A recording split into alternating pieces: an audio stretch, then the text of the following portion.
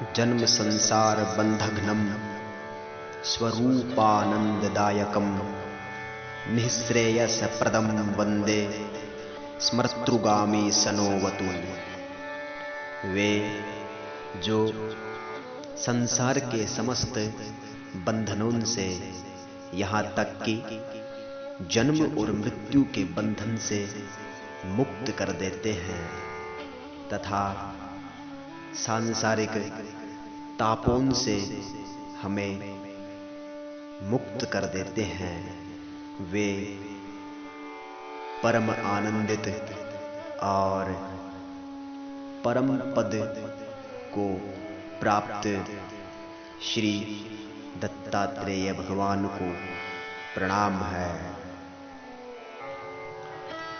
परम कारुणिक परमात्मा ने जगत के कल्याण के लिए तंत्र शास्त्र का प्रवर्तन किया है।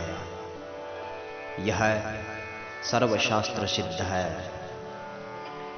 गौतमीय तंत्र में तंत्रावतार का प्रयोजन बतलाते हुए कहा गया है कि ब्रह्मा जी ने भगवान शिव से प्रार्थना पूर्वक कहा कि हे प्रभु, आपने भोग और मोक्ष प्रदान करने वाले तंत्र शास्त्रों का कथन किया है, जिसे जानकर देव, नर और दानव सिद्ध बन जाएंगे, तो वे प्रभु का स्मरण कैसे करेंगे। मैं ब्रह्मा भी सभी सृष्टि के कार्य से मुक्त हो जाऊंगा, फिर मेरा कार्य भी क्या रहेगा। विशेषतः ब्रह्मा जी ने कहा है कि हे भगवान शिव, आपने तंत्र शास्त्रों का इस प्रकार तक उल्लेख कर दिया है कि ब्रह्मा भी अपने पद से मुक्त हो सकते हैं, तो सांसारिक दुख, पीड़ा, चिंता और जन्म मरण का भय किस गिनती में आता है। अतः हमारे समक्ष आज भी विशेषतः भगवान शिव की कृपा से ऐसे ऐसे तंत्र हैं जिनसे हम दुर्लभ सिद्धियां प्राप्त कर सकते हैं, परंतु दुर्भाग्यवश हम इन पर ध्यान नहीं देते। ध्यान देते हैं लेकिन उस मार्ग पर दृढ़ता पूर्वक चल नहीं पाते। वासना, इच्छा, सांसारिक सुख और मान प्रतिष्ठा आदि के कारण हम ठहरे रहते हैं और दुख, शोक, चिंता, पीड़ा, मानसिक क्लेश और जन्म मृत्यु के भय से कभी मुक्त नहीं हो पाते। इस प्रकार ब्रह्मा जी ने निवेदन किया है। तब भगवान शंकर मंदराचल पर्वत पर गए और वहां नंदिकेश्वर को बुलाकर द्वार पर रक्षा के लिए बिठाया तथा वहां अनेक ऋषि मुनियों को बुलाकर उनके साथ दैत्यों को मोहित करने के लिए विविध शास्त्रों का कथन किया। ब्रह्मा जी ने कहा कि हे शिव, जब आपके तंत्र शास्त्र से देव, नर, दानव आदि सिद्ध हो जाएंगे तो उनमें अहंकार उत्पन्न हो जाएगा। फिर कोई भी भगवान का स्मरण नहीं कर पाएगा और आपके तंत्र का, आपके उपदेशों का दुरुपयोग करेगा। तो फिर भगवान शिव ने दैत्यों को मोहित करने के लिए तंत्र शास्त्र का कथन किया ताकि वे तंत्र की सिद्धियों को प्राप्त न हो और विशेषतः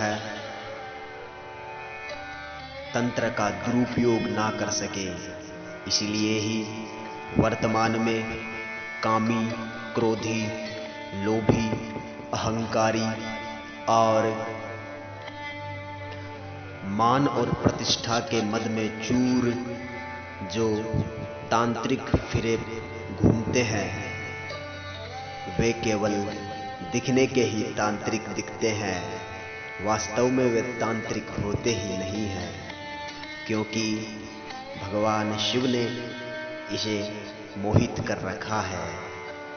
विशेष रूप से तंत्र विद्या उन्हें ही प्राप्त होती है जो आध्यात्मिक जगत से आत्म साक्षात्कार तथा अंततः परमात्मा की प्राप्ति का उद्देश्य रखता हो। भगवान शिव ने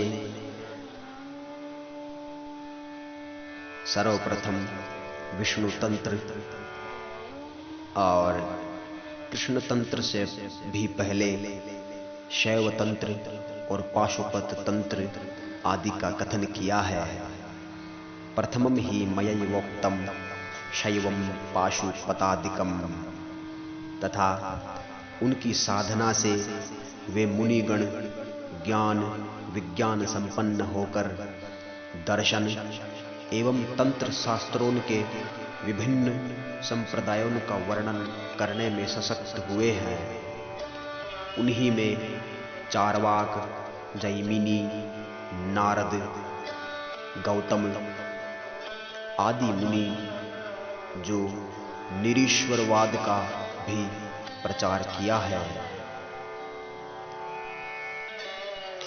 तत्रैवाहं महामंत्रान् संदूष्य दोष विस्तरैः कृतवान् तंत्र विस्तारम ससंदेह पदान्वितम।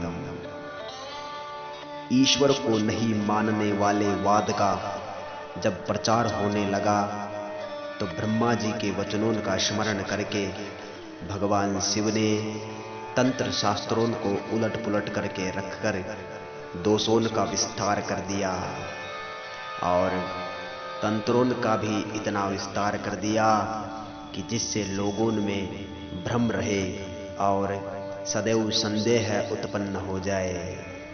विशेषतः जो भी तंत्र साधना करना चाहता है उसे सर्वप्रथम यही उद्देश्य रखना है कि मुझे केवल और केवल आत्म साक्षात्कार करना है तथा केवल और केवल परम पिता भगवान आशुतोष शंकर के चरण कमलों में अनुराग प्राप्त करना है।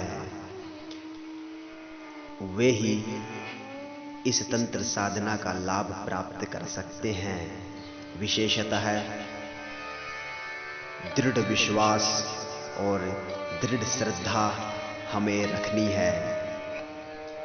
बार बार संदेह उत्पन्न होने पर भी उसे रोक देना है और निर्मल मन से परम आनंदित होकर समस्त छल कपट मोह और संदेह शंका को छोड़कर भगवान आशुतोष के श्री चरण कमलों की आराधना करनी है। अंततः उन्हीं की कृपा से तंत्र हमें सहज ही प्राप्त होगा।